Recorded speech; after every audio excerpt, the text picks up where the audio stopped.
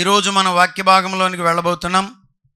మరి పరిశుద్ధ బైబిల్ గ్రంథంలో నుండి 16వ అధ్యాయం, మొదటి సమూయేలు గ్రంథము, 1 శామ్యూయల్ 16. బైబిల్లో ఉన్న వాళ్ళందరూ తెరచి చూడవలసినదిగా ప్రభువుని బట్టి నేను మీకు మనవి చేస్తున్నాను. సమూయేలు మొదటి గ్రంథం 16వ అధ్యాయం 14వ వచనం నుండి చదువుతున్నాను. మీలో ఎంతమందికి తెలుసో ఈ సంగతి, తెలియకపోతే చెప్తున్నాను. బైబిల్ తెచ్చినందుకు దేవుడు మిమ్మల్ని దీవిస్తాడు. బైబిల్ తెరచి చూచినందుకు ప్రభువు మిమ్మల్ని ఆశీర్వదిస్తాడు. బైబిల్ను తెరచి చదివి అందులో ఆనందించడాన్ని బట్టి ప్రభువు మిమ్మల్ని స్థిరపరుస్తాడు. ఏముందలే అనుకోమాకండి. నాకు తెలుసు, మీరు బైబిల్ చదవగలిగితే మీకు నెలకి 50,000 ఇస్తామని అంటే, ఇటు చూడండి అందరూ, నా మాట అర్థమవుతుందా? బైబిల్ క్షుణ్ణంగా చదవగలిగితే మీకు నెలకు 50,000 ఆఫర్ అంటే ఏం చేస్తాం? చచ్చినట్టు నేర్చుకుని చదువుతాం. ఐ ప్రామిస్ యూ, మీకు నేను వాగ్దానం చేస్తున్నాను, దానిని మించిన కృప మీకు దొరుకుతుంది కేవలం వాక్యాన్ని చదవడం ద్వారా. చాలామందికి ఉన్నటువంటి ప్రశ్న, వాళ్ళకే కాదు మీకే కాదు నాకు కూడా ఉన్న ఒక ప్రశ్న ఏంటంటే, దేవుడు పరిశుద్ధరాజును కూడా వాడుకుంటాడా? పరిశుద్ధరాజు అన్నవాడిని కూడా దీవించగలడా? అసలు ఏంటి కథ అనేది మీకు, వాళ్ళకే కాదు నాకు కూడా ఉంది ఈ ప్రశ్న. ఆ కథల్లో ఒక కథ ఏంటంటే, దేవుని వాక్యాన్ని చదవడం. Reading the word it self a great blessing. దేవుని వాక్యం బాధల్లో మనకు నెమ్మది. దేవుని వాక్యం మనకు ఎముకలకు సత్తువ. దేవుని వాక్యం మనకు ఆరోగ్యాన్ని ప్రసాదిస్తుంది. ఆయన తన వాక్కును పంపి వారిని బాగు చేసెను. ఇవన్నీ ఉన్నాయి వాక్యంలో.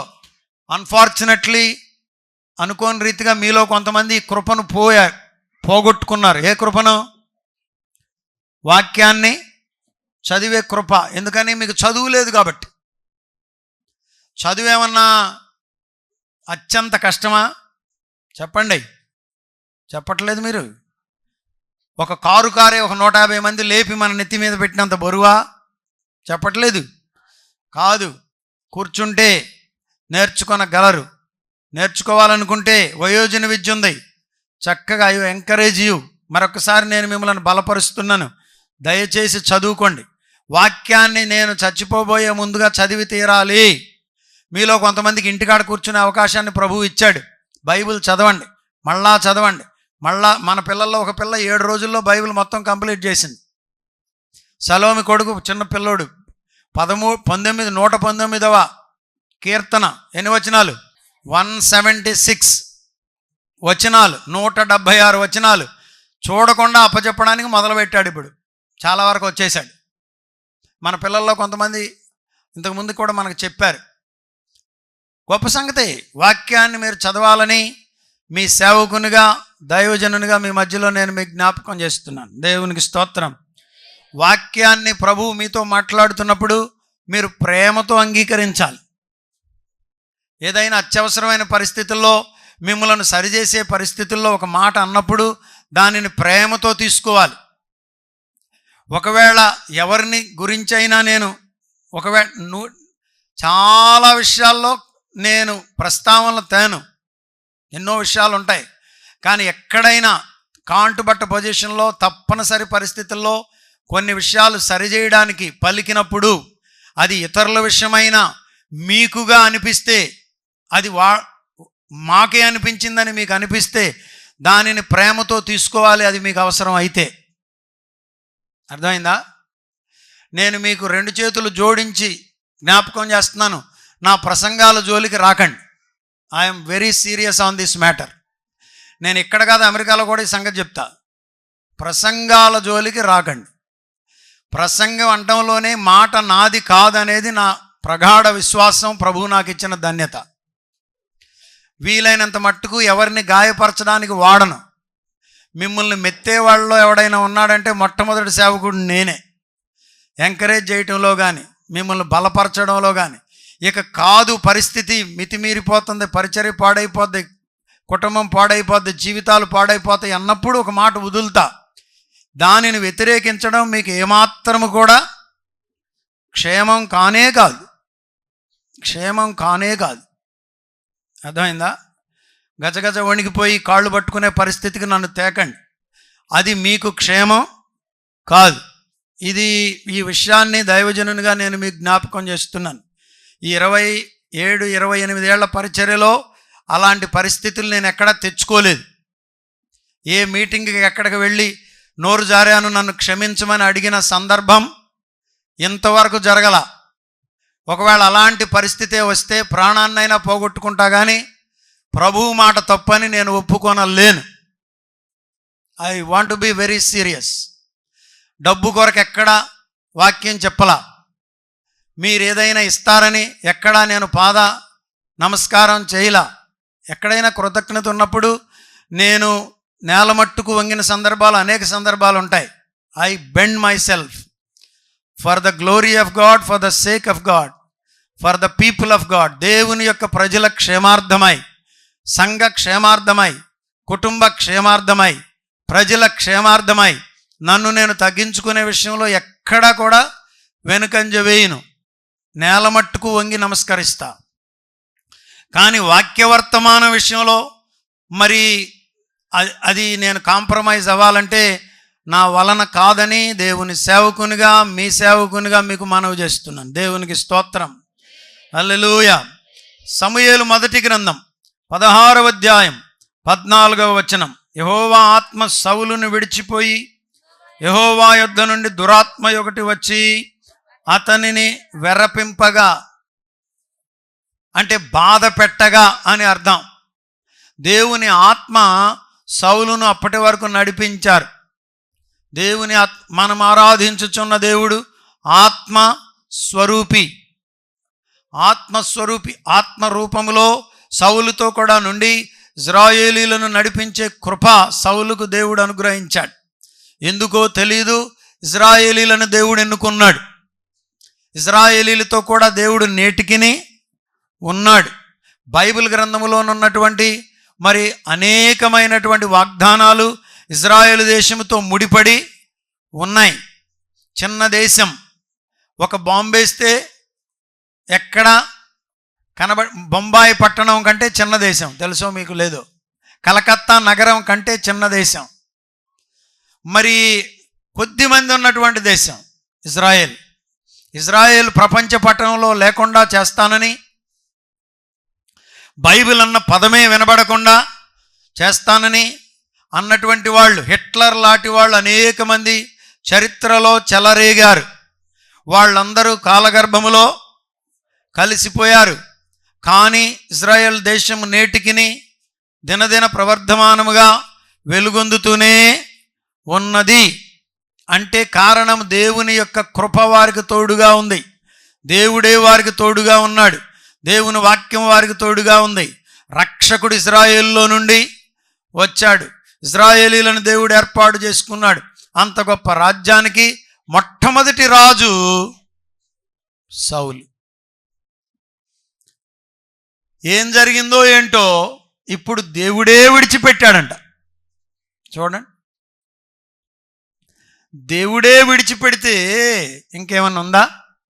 మన జీవితంలో మనం ప్రార్థన చేసుకోవలసిన అంశం ఏదైనా ఒకటి, బలముగా ఉన్న అంశాల్లో ఒకటి ఉంది అంటే అది ఒకటే, ప్రభువా నీవు నన్ను విడచి పెట్టవద్దు కదా. మాకు సైకాలజీ చెప్పారు. సైకాలజీలో మ్యారేజ్ కౌన్సిలింగ్లో సైకాలజీ చెప్పారు. మ్యారేజ్ కౌన్సిలింగ్లో మా డైరెక్టర్ గారి కోడలు, మా ప్రెసిడెంట్ గారు భార్య, ఆవిడ అమెరికన్, షెల్లీ థామస్ గారు. ఆవిడ మా టీచింగ్లో మ్యారేజ్ కౌన్సిలింగ్ చెప్పేవారు. మ్యారేజ్ కౌన్సిలింగ్లో కొన్ని విషయాలు ఏంటంటే మగపిల్లలకు వేరుగా చెప్పేవాళ్ళు, ఆడపిల్లలకు వేరుగా చెప్పేవాళ్ళు. కొన్ని మాకు మగపిల్లలకు చెప్పినప్పుడు ఏం చెప్పారంటే, స్త్రీ ప్రొటెక్షన్ కోరుకుంటుంది. మిమ్మల్ని ఎప్పుడు కూడా ఏమని అడుగుతుంది? జీవితాంతం నాతోనే ఉంటావా? నన్ను విడిచిపెట్టకుండా ఉంటావా? నా భర్త ఏదైనా నాకు విపత్కరమైన పరిస్థితులు వచ్చినప్పుడు నన్ను కాపాడాలి అని కోరుకుంటుంది.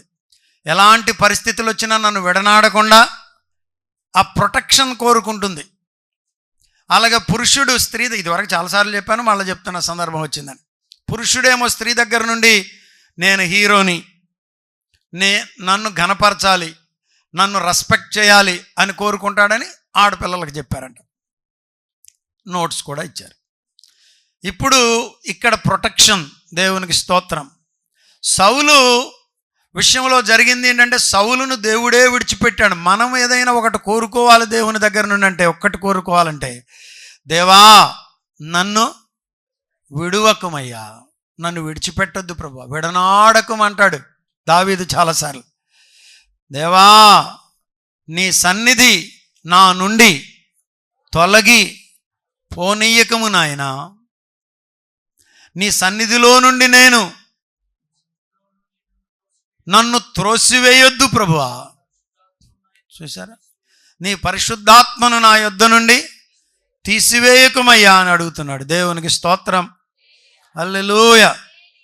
బయటికి పోరా, బయటికి పో, గెట్ అవుట్, గెట్ లాస్ట్ అంటారు. తోసేసినా కానీ పోతారా? పోరు పిల్లలు. ఎందుకని? ఉంటే ఆశీర్వాదం అని. దేవా నన్ను విడిచిపెట్టొద్దు అని మనం ప్రభువును కోరుకోవాలి. అయితే సౌలునంట దేవుని ఆత్మ ఏమైంది? సౌలును విడిచిపోయి ఆడు రెడీగా కూర్చుంటాడు. ఎప్పుడు చూసారా ఏమండి? ఆర్టీసీ బస్సులు ఖాళీగా ఉంటున్నాయంటే ఈ మధ్య, నిజమేనా? దేవునికి స్తోత్రం. మరి ఆర్టీసీ బస్సులో నిలబడి నిలబడి నిలబడి మీ కాళ్ళు పీకేస్తున్నాయి అనుకో, ఏమ్మా ఎక్కడికి వెళ్తావు నువ్వు? పామర్లో దిగేస్తా, నేను నిడుమూలు వెళ్ళాలేమ్మా అని అమ్మ పక్కనే నిలబడి ఉంటాం. ఎందుకని చెప్పండి? ఆవిడెప్పుడు లేస్తాదో మనం అందులో సెట్ అయిపోదామని. ఈ మధ్యకాలంలో ఈ క్లిప్పులు కూడా మీకు కనపడుతున్నాయి. వీళ్ళు సెట్ అవ్వక మునిపే అవతల నుండి ఇంకొక అమ్మాయి ఏం చేస్తుంది? అందులో అదిగో కర్చీఫ్ వేస్తుంది. చూసారా? మరి అంటే ఖాళీ అయితే చాలు ఏం చేద్దామని? ఫిలప్ చేద్దామని. ఖాళీ అయితే చాలు ఫిలప్ చేద్దామని. ఇప్పుడు అపవాది ఎప్పుడు దొరుకుతుందా అని కూర్చున్నాడేమో. ఎప్పుడైతే దేవుడు విడిచిపెట్టాడో ఏం జరిగిందంట? నెక్స్ట్ మూమెంట్ దురాత్మ ఒకటి వచ్చి అతనిని వెరపింపగా. దేవుడు విడిచిపెడితే జరిగే ప్రమాదం అది. దేవునికి స్తోత్రం. హల్లెలూయా, హల్లెలూయా. అతనిని వెరపింపగా సౌలు సేవకులు కనిపెట్టారంట. ఇది చూసారా? సౌలు కనిపెట్టలా. ఎవరు కనిపెట్టారు? రాజు దగ్గర ఉన్నటువంటి సేవకులు కూడా భక్తిగా ఉంటే ఎంత మంచిదో. దేవునికి స్తోత్రం. ఆమేన్. సౌలు సేవకులు దేవుని యొద్ద నుండి ఒక దురాత్మ వచ్చింది. తెలుసా ఆ సంగతి నీకు? అది నిన్ను బాధ పెడుతుంది. తెలుసా ఆ సంగతి నీకు? అది నీతో ఉండడం మొదలుపెట్టింది. తెలుసా ఆ సంగతి నీకు అని చెప్పారంట. ఎవరు? సేవకులు. రాజుగారికి సేవకులు ఏం చేస్తున్నారు? సలహా చెప్తున్నారు. ఏంట్రా మీరు మాట్లాడేది అన్నాడా? అనలా. సౌలు సేవకులు దేవుని యొద్ద నుండి వచ్చిన దురాత్మ ఒకటి నిన్ను వెరపించి ఉన్నది, నా ఏలినవాడవైన నీవు ఆజ్ఞ ఇమ్ము, నీ దాసులమైన మేము సిద్ధముగా ఉన్నాము.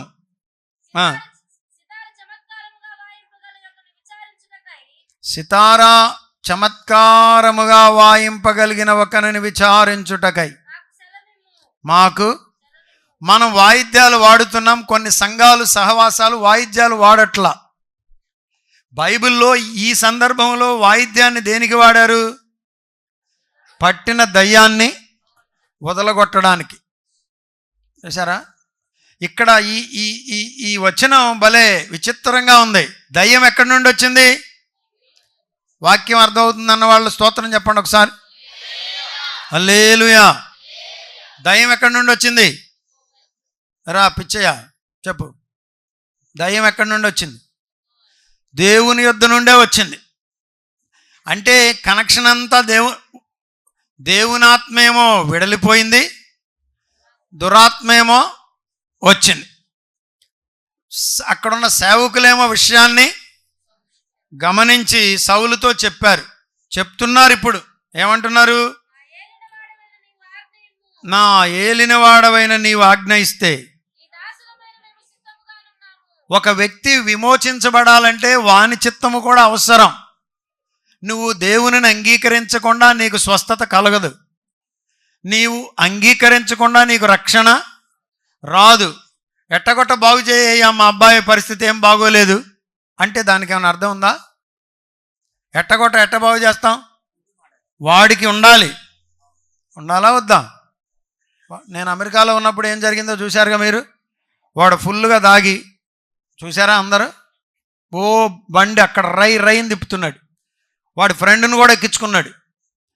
వెళ్ళి హైవే మీద అటు తిప్పి ఇటు తిప్పి వెళ్ళి దేనికో కొట్టేశాడు, చచ్చిపోయాడు. చూసారా ఇది మీరు?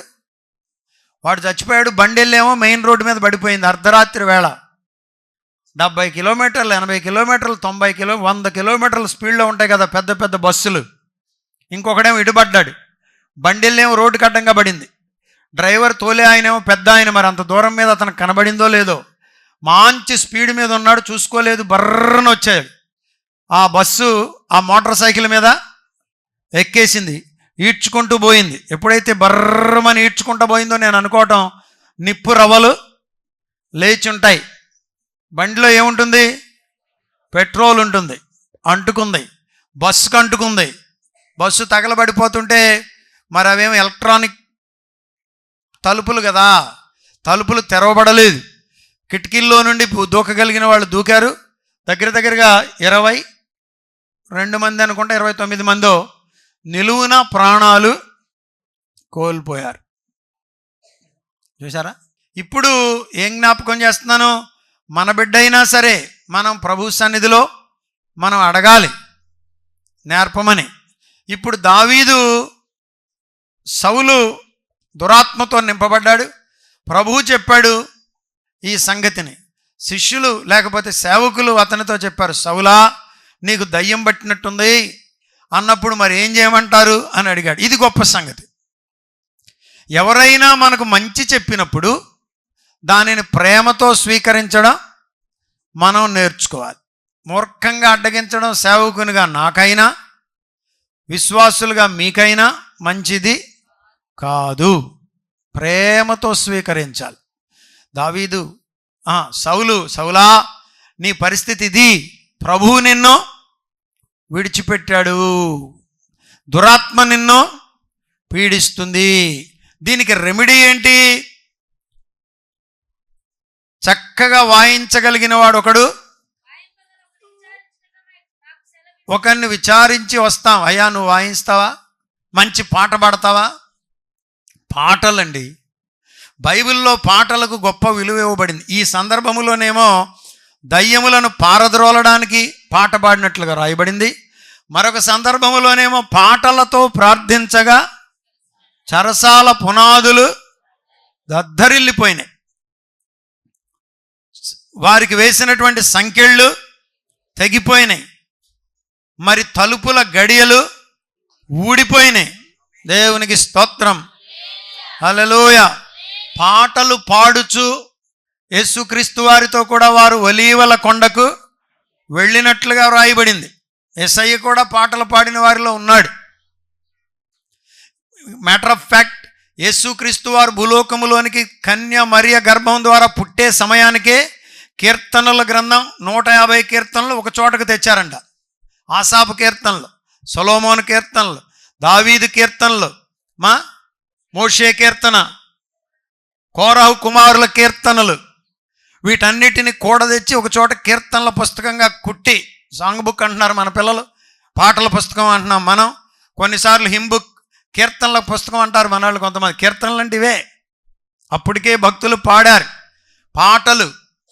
మీలో ఎవరైనా సంతోషంగా ఉన్నాడా, వాడు పాటలు పాడవలెను అన్నాడు. నాకు రాదయ్య గారు, మా అందరికీ వచ్చానేంటి, మాకేమీ రావు, అయినా పాడట్లా. ఇప్పుడు మీ మనవరాలు పాడుతుంది అనుకో, ఎట్లా ఉన్నా ఏం చేస్తావు, ఫోన్ ఒకటి వేసుకుని వీడియో తీయటానికి వెళ్ళవో. ఈ పిల్ల పెద్ద సింగర్ కాదులేండి అంటారా, మీ మనవరాలు పాడుతుంటాయి. దానికన్నా ఎక్కువ ఆనందిస్తాడు నువ్వు పాడుతుంటే ప్రభు. హల్లెలూయా. మా అమ్మగారి ఊరిలో మా మేనమామ గారి ఇంటి ముందు నెలబాలుడు అని ఒక ఆయన ఉండేవాడు. ఈ ఊరు బంధువే ఆయన. పేరే నెలబాలుడు. మీలో కొంతమందికి తెలిసేమో, నెలకూరెళ్ళు ఉన్నారు అక్కడ. నెలబాలు ఆయన మేము వెళ్ళినప్పుడు తెల్లారగట్ట మొదలెట్టేవాడు, 3 4. మేరీ సిస్టర్ ఉన్నారు వాళ్ళ ఇంటి పక్కనే వాళ్ళ ఇల్లు. ఇదిగో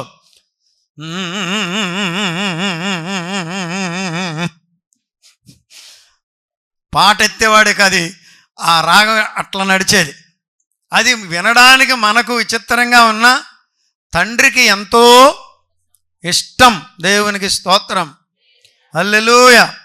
చదవండి చదవండి చదవండి, ఎక్కడుందో. చిత్తగించుము, సెలవేమయ్యా,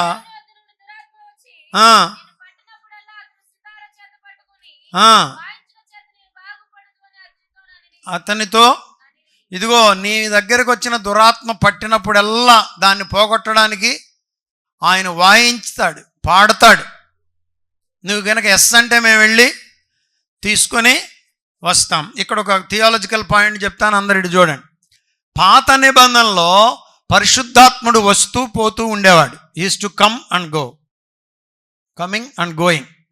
permanent indwelling spirit of God was not in the Old Testament. పరిశుద్ధాత్ముడు ఇక్కడే వచ్చి ఉండడం అనేది పాత నిబంధనలో లేదు.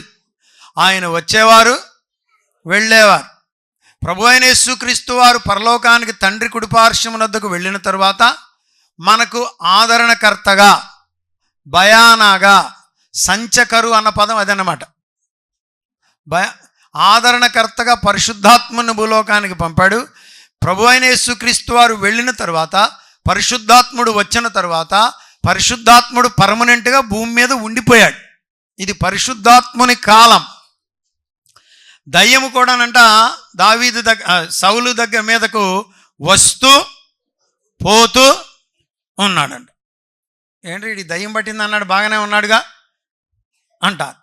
చూసారా దయ్యాలు ఎట్లా ఉంటాయంటే కొన్నిసార్లు బాగానే ఉంటుంది, అందరు వచ్చినప్పుడు అమ్మో బంగారం అంటే బిడ్డమ్మా చెప్పండి, అప్పుడప్పుడే వస్తుంది చెప్పండి, రా ఏం చెప్పింది ఆవిడ బట్టి మాట్లాడుతున్నావు. అప్పుడు ఉగ్ర రూపం కనబడుతుంది అనమాట. పురుషులైనా సరే. మిగిలిన టైం అమ్మో ఆ పిల్లోడు అసలు ఎంత మంచోడు అంటారు మీరు. అవును మంచోడే, ఎప్పుడు? అది లేనప్పుడు. అది ఉన్నప్పుడేమో నీకు తెలియదుగా. అది ఉన్నప్పుడు పరిస్థితి, ఇప్పుడు సౌలు పరిస్థితి అది. ఏది? Coming going. ఏంటది? దురాత్మ, ఈవిల్ స్పిరిట్, దురాత్మ. చదవండి ఏం జరిగిందో. సౌలు బాగుగా వాయింపగలిగిన ఒక్కను విచారించి నా యొద్దకు తీసుకొని రండని సెలవీయగా వారిలో ఒక్కడు, మంచిదే అది, ఓకే అన్నాడు. బాగుపడ్డానికి ఇష్టపడడం అనేది కూడా ఒక కృప. నేను ఎప్పుడు చెప్తున్నా ఈ సంగతి. మనుషులు బాగుపడాలంటే మొట్టమొదటి స్టెప్ ఏంటంటే ముందు వాడికి కోరిక ఉండాలి. చదువుకోవాలని ఆశ ఉండాలి, పైకి రావాలని ఆశ ఉండాలి, ఇల్లు కట్టుకోవాలని ఆశ ఉండాలి, దీవించబడాలని ఆశ ఉండాలి, నీతిగా బ్రతకాలనే కోరిక ఉండాలి. కోరిక లేని వాడిని ఎవడేం చేయగలుగుతాడు చెప్పండి? అదన్నమాట. కోరిక లేకుండా అడగందే అమ్మైనా అన్నం పెట్టదంట. కోరుకోవాలి. కోరుకో, నేడే కోరుకో, నీకేమీ కావాలో కోరుకో. కోరుకో. రక్షణను కోరుకొని వారికి ఆయన రక్షణను దయచేయును అని ఉంది కీర్తనల గ్రంథములో. స్తోత్రం. హల్లెలూయా. చూడండి ఇప్పుడు ఏమంటాడు, అరే బాబు అరే తీసుకురండి రా నాయన, మీకు దండం పెడతాను. ఆ దురాత్మను పోగొట్టే ఒక సేవకుడు, దురాత్మను పోగొట్టే ఒక వాయిద్యగాడు తీసుకొని రండి అయ్యా అని సెలవిచ్చాడంట. చదవండి ఏం జరిగిందో. అందరూ చదవండి అమ్మా. వారిలో ఒకడు చిత్తగించు అయ్యా అయ్యా అన్నాడు. వారిలో ఒకడు అనండి. వీళ్ళ అవసరం మనకి. వారిలో ఒకడంటే సబ్జెక్ట్ ఉన్నవాడు అవసరం. 100 మంది వచ్చినా వారిలో ఒకడు ఇచ్చేవాడు ఉంటాడు. 100 మంది వచ్చినా వారిలో ఒకడు మాట్లాడేవాడు ఉంటాడు. 100 మంది ఉన్నా వారిలో ఒకడు ప్రాణం పెట్టేవాడు ఉంటాడు. దేవునికి స్తోత్రం. ఆమేన్. హల్లెలూయా. వారిలో ఒకడు అనండి అందరు. We need them. అలాంటి వారు మనకు కావాలి. ఏమండి, ఎంతోమంది వస్తారు పోతారు, కానీ దేవుడు ఒక్కరిని వాడుకుంటాడు. హల్లెలూయా. వారిలో ఒక్కడు అన్న మాటను గట్టిగా మీరు అండర్లైన్ చేసుకోండి. వారిలో ఒక్కడు. ఈ ఒక్కడు ఎక్కడున్నాడో మనకు తెలియదు. ఈ ఒక్కడిని ఎవరిని చేస్తాడో మనకు తెలియదు. వారిలో ఒకడు నిన్ను ఆదరిస్తాడు. వారిలో ఒక్కడు నీ కొరకు ఆలోచన చేస్తాడు. వారిలో ఒక్కడు నిన్ను ధైర్యపరుస్తాడు. వారిలో ఒక్కడు నీ కొరకు నిలబడతాడు. వారిలో ఒకడు నీ అవసరతను తీరుస్తాడు. ఆ బిడ్డను దేవుడే నీ కొరకు తన పక్షంగా వాడుకుంటాడు. వాడిని తమ్ముడు కావచ్చు, వాడిని బంధువు కావచ్చు. ఎంతోమంది అక్కడ ఉన్నారు, కోతకు వస్తున్నారు. వారు కాదు, అదుగు అటు నుండి ఒకడు వస్తున్నాడు. వారందరిలో ఒకడు, ఆయన పేరే బోయజు. దేవునికి స్తోత్రం. వారిలో ఒకడు ఎవరి కొరకు? సౌలు కొరకు. వారిలో ఒకడు ఎవరి పక్షంగా? దేవుని పక్షంగా. దేవునికి స్తోత్రం. ఆమేన్.